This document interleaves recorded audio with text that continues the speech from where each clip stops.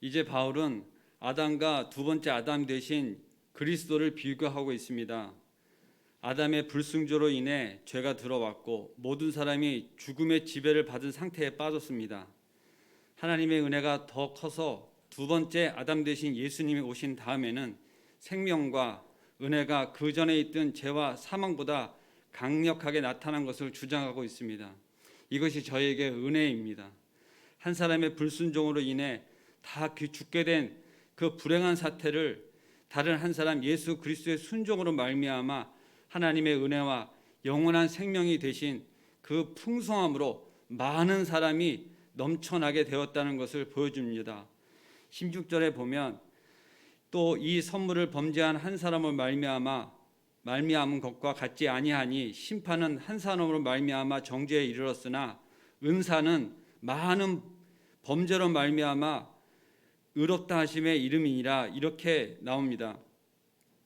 저희가 이것을 도식화하면 한 죄 아담의 죄는 심판은 유죄 판결로, 또 다른 한 비교는 많은 죄는 그 인류의 죄들로 표기되고 그것을 은혜로 또 무죄 선언에 간 것으로 이렇게 한 죄가 옴으로 유죄 판결이 나는 것과 많은 죄를 지었으나 은혜로 말미암아 모든 사람들이 그 믿는 사람들이 무죄 선언을 받았다 하는 것으로 이렇게 선포되고 있는 것입니다.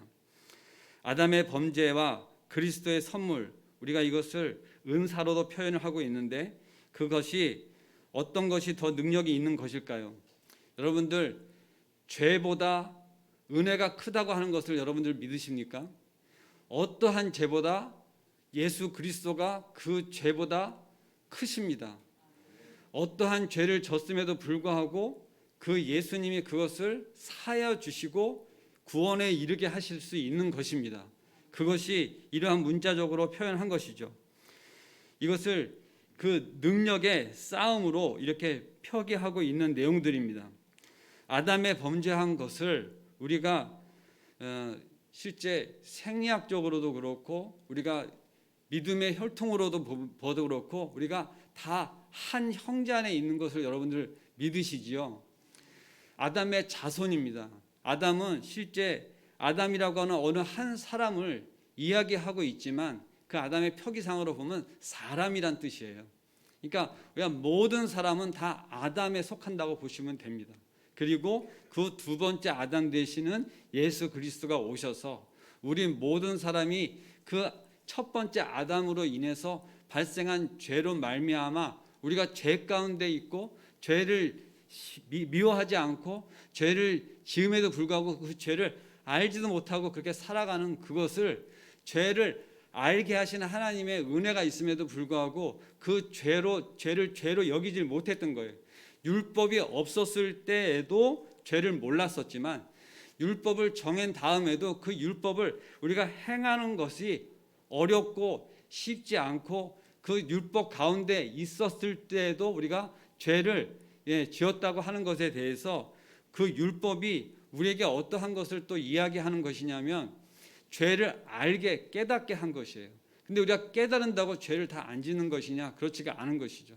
그러니까 우리는 늘 죄 가운데 죄를 질 수밖에 없는 그런 사람인 것인데 그것을 하나님께서 우리를 불쌍히 여기시고 긍휼히 여기셔서 예수 그리스도를 이 땅 가운데 보내셔서 그 우리의 많은 죄들을 그 한 사람이 순종함으로 예수 그리스도의 그 순종함으로 우리가 죄 사함을 받게 하셨다고 하는 것에 대해서 우리가 이 말씀을 지금 계속 보고 있는 것입니다. 여러분들 어렸을 때 아주 어렸을 때 우리는 예수 그리스도를 모르고 지내던 시절이 있을 수 있었고 또 나이가 먹었어도 예수 그리스도와는 상관없이 사는 사람들이 많이 있습니다. 그런데 실제 예수 그리스도를 알고 우리가 문자적으로 아는 것일 뿐만 아니라 예수 그리스도가 나한테 어떠한 사람인 것이냐, 예수 그리스도가 나한테 어떠한 존재냐, 예수 그리스도로 인해서 내가 어떠한 삶으로 살게 되었느냐 하는 것들에 대해서 우리가 지금 어떻게 그것을 받아들이고 인지하고 삶으로 살아가고 있느냐 하는 것을 지금 이 시간 저희가 봤을 때 예수님이 없었다면 우리는 죄 가운데 죽을 수밖에 없다고 하는 것이에요. 그것을 우리가 알면서 알면서 살아가는데 실제 그 은혜 가운데 늘 감사함으로 예수 그리스도를 말미암아서 우리의 생명을 얻었다고 하는 것을 알면서 살아가는데도 그 삶이 녹록지 않은 것에 대해서 또 성경 말씀은 계속 이야기하고 있습니다. 또 우리가 본문 말씀을 보겠습니다.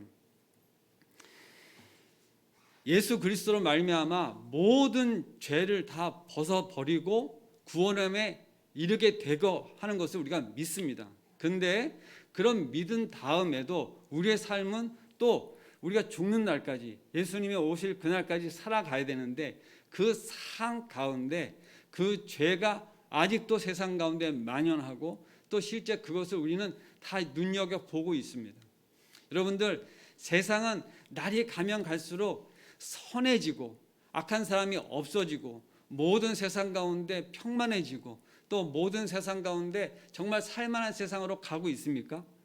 여러분들이 그 어린 시절에 보셨을 때의 삶을 이렇게 생각을 해보면 삶의 형태들은 다르지만 실제 살아가면서 더 각축하고 더 경쟁하고 이제는 나라 이웃과의 경쟁이 아니라 나라 밖 세계적으로 모든 나라와 각축을 벌이고 있습니다.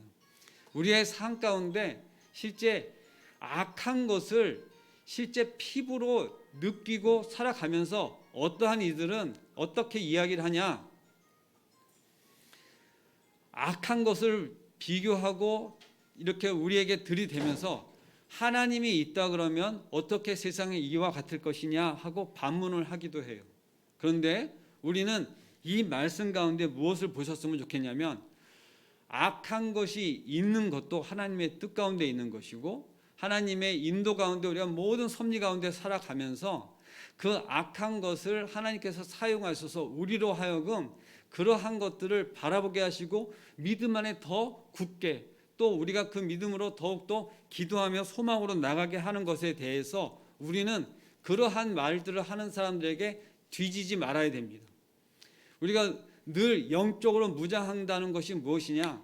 어떠한 상황과 형편 가운데 우리는 하나님이 없는 것 같은 그러한 상황에 처해져 있는 것들을 보면서 믿는 자들은 믿지 않는 자들로 하여금 다른 것이 뭐냐? 소리쳐 그들에게 윽박지르라는 얘기가 아니에요. 어떠한 상황에서도 내 마음이 흔들리지 않고 지금도 이 세상 가운데 코로나가 세상을 다 뒤집어 삼키듯이 이렇게 하는 상황에서도 하나님도 분명히 지금도 역사하시는 것에서 여러분들은 이 말씀이 지금 말씀하시는 것들에 대해서 우리는 그걸 믿음으로 받고 살아가고 있는 것이에요. 그렇게 하셨기 때문에 지금도 이 시간에 올라오셔서 기도에 동참하시고 말씀 앞에 있으신 줄을 저는 믿습니다. 지금 죄가 왕 노릇한다고 17절 말씀에 써 있습니다. 왕 노릇한다 그렇게 되어 있죠. 왕 노릇을 하는데 사망의 왕 노릇하고 있다가 그것이 은혜와 의의 선물로 넘치게 받은 자들이 왕 노릇한다고 바뀌는 것이 있어요. 왕 노릇은 똑같이 왕 노릇인데 앞에는 사망의 왕 노릇하고 있다. 그리고 바로 뒤에 이어서 은혜와 의의 선물로 넘치게 받은 자들이 왕 노릇한다 해서 그 주어가 바뀌는 것이에요. 여러분들은 이 사망의 왕 노릇하고 있는 이 세상 가운데 사망이 다 지배한다고 하는 많은 믿지 않는 사람들 사이에서 은혜와 의의 선물이 넘치게 받은 자들이 왕 노릇하고 있다고 하는 것에 대해서 믿는 믿음 가운데 지금도 그들이 그렇게 얘기하지만 이렇게 하나님 나라가 통치되고 있다는 것을 믿는 것이죠. 여러분들 죽을 목숨에서 영원한 생명을 얻으신 분들이시죠? 아멘입니다. 그것이 다른 사람들과 똑같이 나이를 먹고 늙어 가지만 우리는 죽어가는 것이 아니라 날이면 날마다 우리의 육신은 쇠해지나 영은 어떻게 된다고요? 하나님께로 가며 더 밝아지는 것입니다. 그렇게 되어지는 삶으로 가시는 것에 대해서 여러분들 소망함이 있으시기 바랍니다. 이건 나의 희망이 아니에요. 하나님께서 우리에게 주신 소망인 것입니다. 그것을 믿는 믿음으로 우리가 달려가는 것이에요. 육신이 고난할 때가 있습니다. 정말 아플 때가 있어요. 그리고 그로 인해서 죽음에 이를 수도 있습니다. 그런 사람들이 지금도 세상 가운데 있는 걸 보고 계세요. 지금 많은 사람들이 죽음에 이르르고 있습니다. 저는 지난주에도 상가를 갔다 왔어요. 그런데 그런 많은 사람들이 죽어가고 있는 것을 우리는 안 그럴 거야 생각하는 것이 아니라 우리는 그럼에도 불구하고 믿음을 놓지 않고 우리가 하늘나라에 소망하면서 가는 것이죠. 저는 한순간순간 하나님께서 우리에게 주시는 소망이 정말로 큰 은혜인 것을 깨달아 알 때마다 저희가 실질적으로 순간순간은 그걸 놓칠 수 있어요. 근데 다시금 말씀 앞으로 또 예배 앞으로 이렇게 오게 하셔서 그것이 저한테 얼마나 큰 은혜인지 모르겠어요. 이것을 하나님 나라 통치 가운데 바울이 이야기한 것을 사도 요한도 이와 같은 말씀을 하셨어요. 반보삼에서 그는 이 죽임당하신 어린 양이라고 하는 것으로 하나님께서 비전을 똑같이 주셨는데 요한계시록 5장 9절에서 10절 말씀을 보면 그들이 새 노래를 불러 이르되 두루마리를 가지시고 그 인봉을 떼기에 합당하시도다. 일찍이 죽임을 당하사 각 족속과 방언과 백성과 나라 가운데서 사람들을 피로 사서 하나님께 드리시고 그들로 우리 하나님 앞에서 나라와 제사장들을 삼으셨으니 그들이 이 땅에서 왕노릇 하리로다 하더라. 아멘입니다. 자, 사도 요한과 사도 바울이 같은 말씀을 하고 있는 것이죠. 우리가 왕노릇 한다 하는 것이 아까 말씀대로 나라의 통치적인 개념으로 하나님 나라의 개념으로 이야기했습니다. 여러분들은 지금 여러분들 마음속에서 누가 왕노릇을 하고 계세요? 하나님 나라 예수님이 왕노릇하고 내 주인 되신 주님께서 나를 지배하고 계십니까? 아니면 지금도 세상 가운데 나가면 언제 내가 그랬나는 듯이 죄 가운데 사망 가운데 죽을 수밖에 없는 세상 권세의 왕노릇 가운데 지배를 받고 계십니까? 우리는 육신을 입어서 세상 가운데 살아야 됩니다. 그럼에도 불구하고 우리가 실제 어느 나라에 속한 자인 것을 잃어버리는 순간 사망, 죄 가운데 그들은 쉬지도 않아요. 우리를 날마다 노리고 있어요. 날이면 날마다 시시각각 우리를 침노해 옵니다. 우리의 두려움, 불안감을 조성합니다. 근데 상황과 형편이 바뀌는 것이 아니라 그것을 이겨내도록 우리로 하여금 하나님께서 그 통천에 있기를 바라시는 것이에요. 우리의 주인이 누구 되신다고요? 예수님. 그 예수님은 날마다 바라보게 하는 것입니다.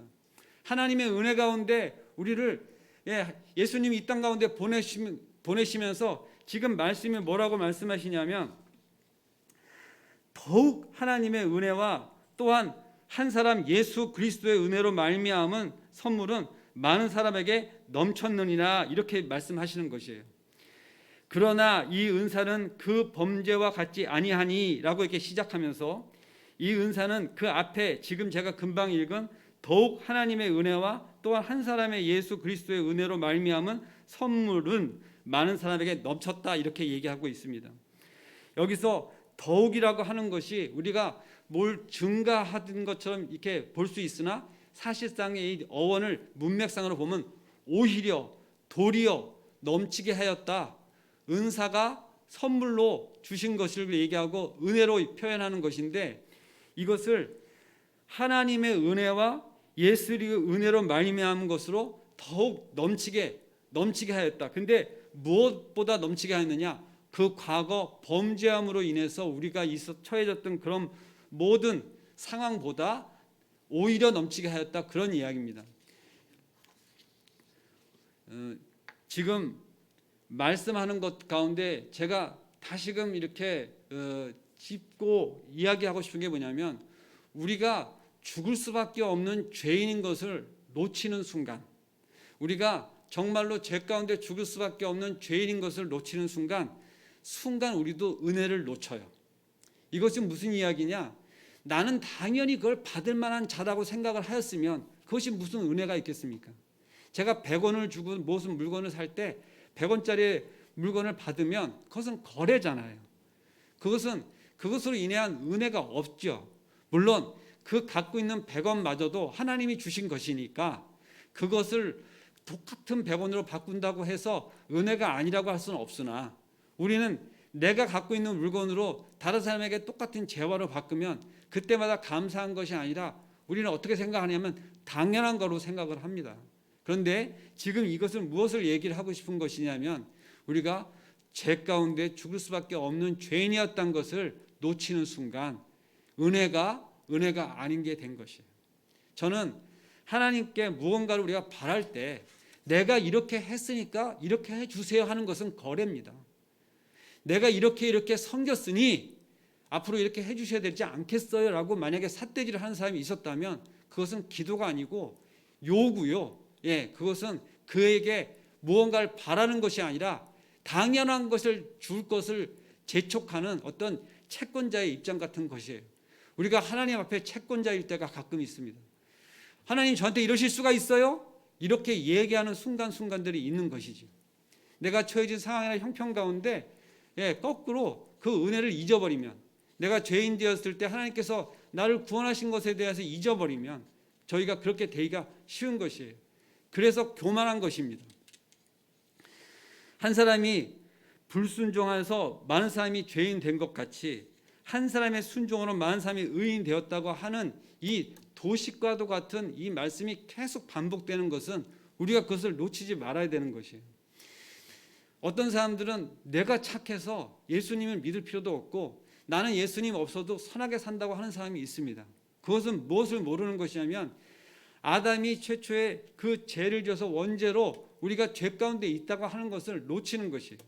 그래서 그러한 자들에게 무엇을 가르쳐야 되냐면 지금 이러한 말씀을 그들에게 알려줘서 내 착각으로 나의 선함으로 나의 삶의 어떠한 방편으로 구원에 이를 수 있다고 착각하는 그 어떠한 사람들에게 우리는 무엇을 가르쳐 줘야 되겠어요.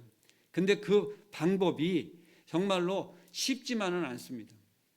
복음을 전한다는 것은 결코 쉬운 것이 아닌 것이 말씀 앞으로 나오게도 해야 되고 말씀을 이해할 수 있도록 가르쳐도 줘야 되는데 그것이 사람의 어떠한 능력으로 되는 것이 아니라 이러한 말씀 가운데 여러분들의 지금 이해함과 어떠한 그 감사함과 이런 것들이 다 성령 하나님께서 역사하심으로 이루어진 것에 대해서 여러분들이 아시게 된다면 또 그것을 인정하고 늘 찬양한다면 성령 하나님에 대해서 그런 마음으로 지금 기도하고 계신다면 여러분들이 어떻게 해야 되느냐? 윽박지로 그럴 문제가 아니라 기도해야 되는 것입니다. 믿지 않는 가족이 있으세요? 지금 때를 딱 놓고 봤을 때 오늘 수요일입니다. 그런데 이제 목금토가 설 연휴예요. 요번에 5인 이상 모이지 못하는 것으로 인해서 많은 사람들이 모이지 못합니다. 더 잘 됐어요. 왜냐하면 때로 모이면 복음 전하기가 너무 힘들어.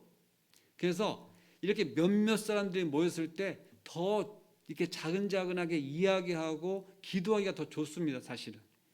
그러니까 때를 어떤지 못 얻을지가 저는 딱 요 타이밍 같아요. 많은 사람들이 모이면 여러 가지로 이렇게 정신이 없잖아요. 그런데 이럴 때 몇 사람들, 한 사람이라도 만나시면 그 만날 수 있는 그 시간을 복음을 전하고 기도하자 우리. 또 이렇게 말씀하면서 우리가 시간이 되면 예배 한번 드릴까? 이렇게 하고 그렇게 하는 것으로 이렇게 나갔으면 좋겠습니다. 죄송합니다.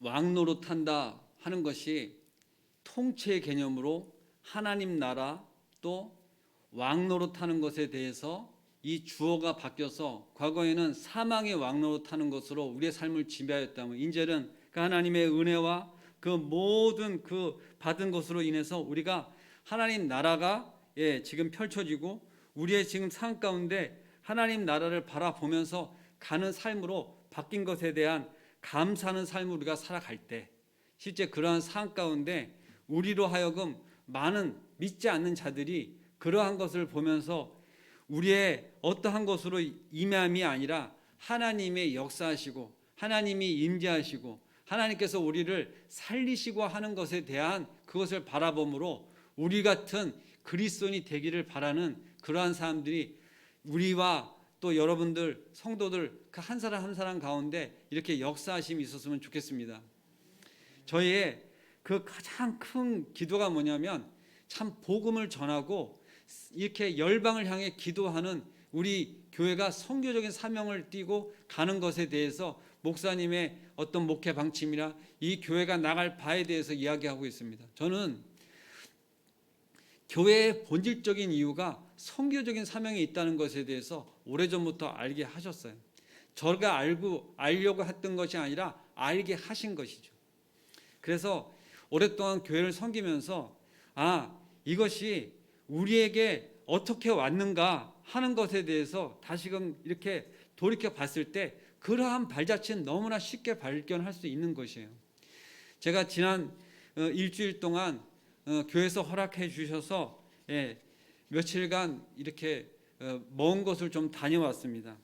그런데 그 가고자 했던 첫 번째 목적지가 어디였냐면 신안 앞바다의 정도란 섬이었는데, 그것은 문중경 전도사님이라고 하는 분이 그 섬 말 하나하나를 이렇게 전도하면서 그곳 가운데 교회를 세우고 그곳 가운데 하나님의 자녀들을 세우며 이렇게 섬기시던 곳을 가고자 했어요. 그런데 그분이 1890년대 91년대에 태어나셔서 1950년도에 돌아가신 분이에요. 그런데 그의 삶을 지금 다 이야기할 수는 없지만 여러분들이 많이 알고 있으신 내용인 것 같아서 제가 짤막하게 그분에 대한 소개만을 한다면, 그분은 실제 일제시대 내내 그 신안 앞바다를 돌아다니면서 전도를 하신 분입니다.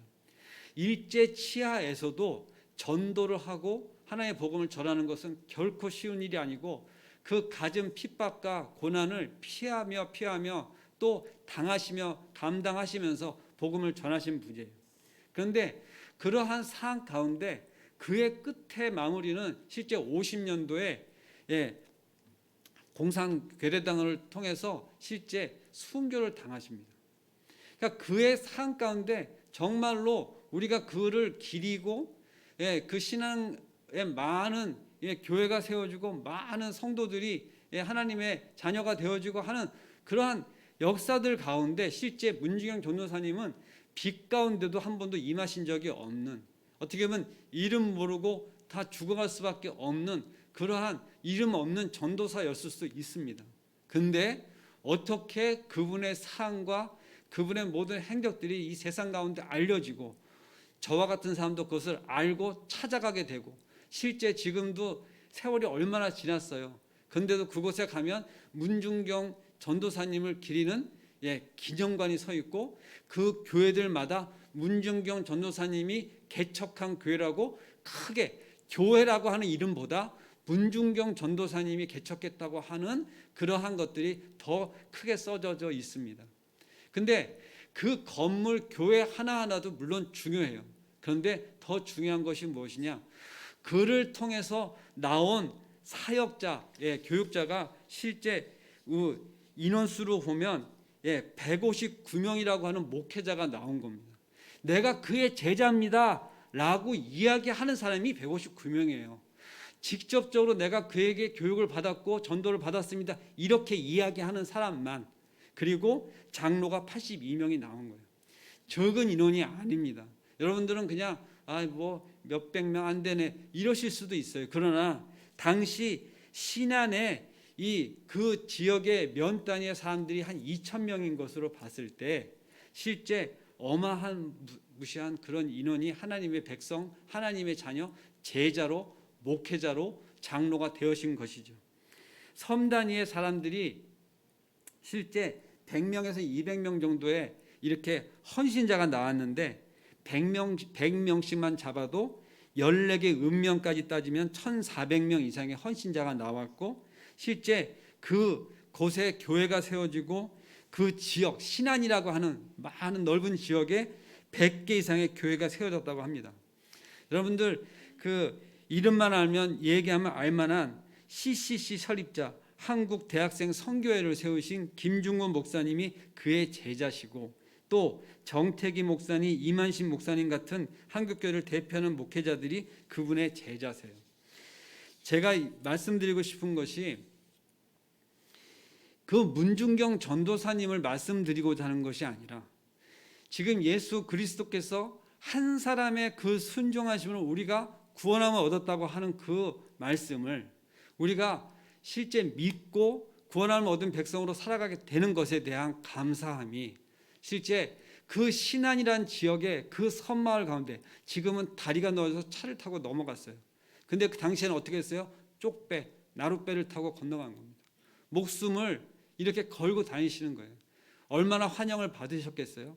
머리채가 뽑히고 패대기 치고 그 뱃사람들 거친 손으로 오지 말라 다시는 근처, 이러한 것들이 숱한 세월 동안에 그들을 끊임없이 또 찾아가고 그래서 복음을 전하고 그들을 가리키는 것뿐만 아니라 섬기고 하는 것들에 대한 세월이 그 수십 년 동안 하시다가 그 6.25 때 그렇게 돌아가신 것을 보면서 많은 그 사람들이 그를 추모하고 기리면서 지금까지 보존되고 역사상에 우리가 이렇게 알 수 있도록 되어진 것입니다. 저는 몇 년 전에 그 김중곤 목사님의 따님이 지금 횃불 트리니티 신학대학교의 총장님이 되셨는데 그 전에 그냥 일반 교수실 때 그분 밑에서 잠시 공부를 한 적이 있어요. 근데 얼마나 그 따님의 이렇게 명석하고 이렇게 강의가 또렷한지 저는 지금도 가끔가다 유튜브를 보면서 한 번씩 놀랍니다. 자, 우리가 신앙의 대물림을 한다는 것에 대해서 저는 너무 그것이 사모함으로 생겼어요. 저는 아버지의 씨앗을 뿌림으로 인해서 교회를 가게 되어졌고 그렇게 교회를 보내준 것에 감사함으로 지금까지 살아오다가 어느 날 아버지가 하지 말라고 하는 것을 지금 하고 있는 거예요. 너무 광신도처럼 미치면 안 된다고 했어요. 근데 저는 이것이 제가 사모하던 결과가 아니라 이렇게 하면 안 된다고 하는 것의 결과치가 된 것입니다. 우리 아버님은 그냥 이렇게 일반적인 신앙생활을 하고 직장 생활을 하고 사회생활을 하고 하면서 적당스레 하는 것이 신앙이 좋다고 하면서 늘 저희 어린 시절 가르쳐 왔어요. 그렇게 뭐 전도 사역을 하고 막 선교사가 되고 이런 것이 이렇게 바람직하지 않는 것으로 말씀을 하셨던 분입니다. 그럼에도 불구하고 하나님께서 어떠한 뭐 다 이야기할 수 없지만 경로를 통해서 저를 이 값 가운데 인도를 하신 것에 대해서 저는 늘 지금도 감사하며 특별히 이레교회가 저를 전도사로 세워서 이렇게 섬기게 하는 것에 대해서 저는 얼마나 감사한지 모릅니다. 제가 이번에 휴가를 얻어서 그곳을 가가지고 누구를 만나든 간에 이렇게 얘기하는 거예요. 저는 이레교회 전도사입니다. 이렇게 말씀을 드려요. 저의 정체성이 하나님의 자녀 그리스도인이지만 제가 속한 곳을 이야기하고 싶었어요. 그 이레교회가 어디냐 물으면 그것이 수지 상현동이라는 곳에 있는 곳입니다. 굳이 작은 교회라고 얘기하지 않았어요. 그냥 이렇게 자랑스럽게 이야기하고 다녔습니다. 그래서 저는 이제 누구든지 만나는 사람들마다 교회 전도사로 알아요. 제가 교회 전도사인 게 저는 너무 자랑스럽습니다. 그리고 누구를 만나든지 간에 이제는 기도하는 사람이 되어진 것이 감사한 것입니다. 그런데 여러분들 이러한 것이 어떻게 되었다고요? 이런 문중경 전도사 같은 분이 계셨기 때문에 그것이 우리 주변에 누군가가 있었기 때문에 그런 것이 내 아내가 되었든지 아니면 내 누나가 되었든지 내 엄마가 되었든지 내 부모님이 되었든지 아니면 주변의 선생님이 되었든지 누군가는 나를 향해서 기도해서 그 기도의 끝에 하나님께 응답하시고 그것을 섭리 가운데 이렇게 하신 것이죠. 저는 오늘 그 한 사람이 순종함으로 인해서 일어난 일에 대해서 우리가 지금 얼마나 감격하는가. 예수 그리스도를 바라보자 목사님 한 주간에 한 번이라도 그 얘기를 안 하신 적이 없습니다. 예수님을 왜 바라보자고 하는가. 예수님이 없는 이 기독교는 없는 거예요. 예수님이 없는 이 성경 말씀은 아무 의미가 없습니다. 구약의 모든 언약이 그 메시아가 올 것을 예언하고 오늘 새벽에도 계속 이사야서 말씀을 통해서 그 이사야 선지자를 통해서 한 그 선지자 우리의 대제사장이 되시고 우리를 구원하실 메시아가 오실 것에 대해서 예언을 그 수백 년 전에 이미 하신 것이에요. 그래서 이 선지자의 예언들이 실제 어떻게 되었다고요? 현실이 된 거예요. 그죠? 그런데 여러분들 이 선지서의 대부분의 말씀은 현실 세계에 지금 백성들이 살아갈 것에 대해서 말씀하시는 것이 70, 80%예요. 예언의 말씀도 물론 있죠. 근데 중요한 것은 뭐냐면 어떻게 살아가야 된다.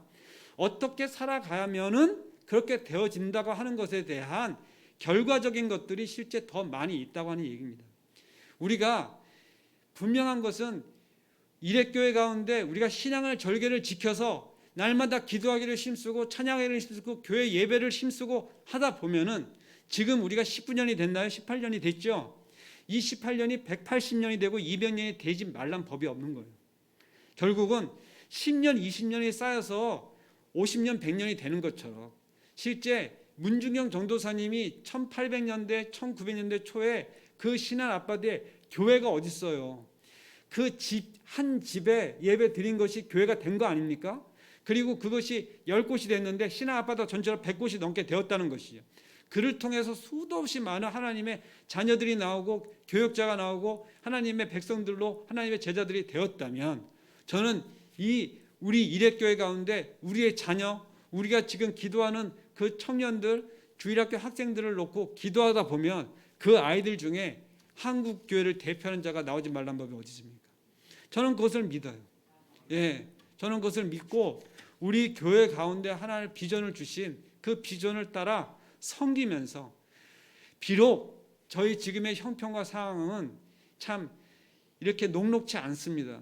예, 날마다 기도할 때 어려움이 분명히 있어요. 근데 무엇을 하나님께서 말씀하시냐? 그 어려움 위에 있는 하나님의 은혜와 우리에게 주시는 은사와 하나님이 주시는 그 복을 감당하고 감사함으로 우리가 무엇을 바라보냐? 하나님의 소망하심을 바라보는 거예요. 하나님은 어떠한 가운데 역사를 일부시냐면 지금과 같은 코로나 시절에 교회를 올 수 없는 형편 가운데 믿음의 사람들을 더 굳건히 바라보시는 거예요. 자, 잘 됐다. 이제 교회 안 가도 괜찮네. 인터넷 보고 예배 드려야지. 이러한 마음을 혹시라도 가지신 분이 있다면 착각하지 마세요. 이러한 때에 더 교회를 사모하면 나와서 예배를 드리기를 사모하는 분들의 마음을 하나님은 더 보시지 않겠어요? 저는 그것을 믿습니다. 전쟁통에 정말 죽을 수 없는 상황 가운데 이 문중영 전도사님은 뻔히 죽을 줄 아는데 섬으로 갔어요. 목포에 계시다가 섬으로 갔습니다.